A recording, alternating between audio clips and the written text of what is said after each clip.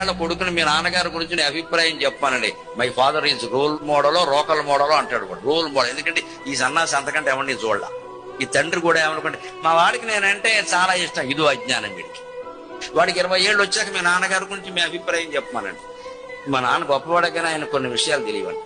ఎందుకంటే వీడికి ఒక గర్ల్ ఫ్రెండ్ వచ్చింది ఇక్కడ విషయం అది.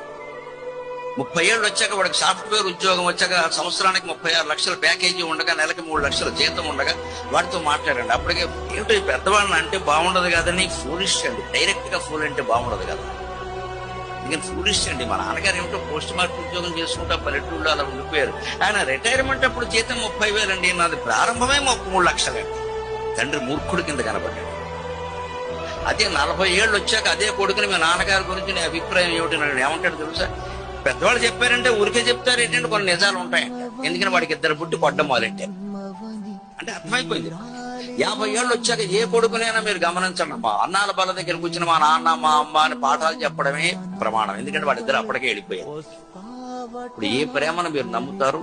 ఇదే మాయాశక్తి విలాస కల్పిత మహావ్యామోహం. 10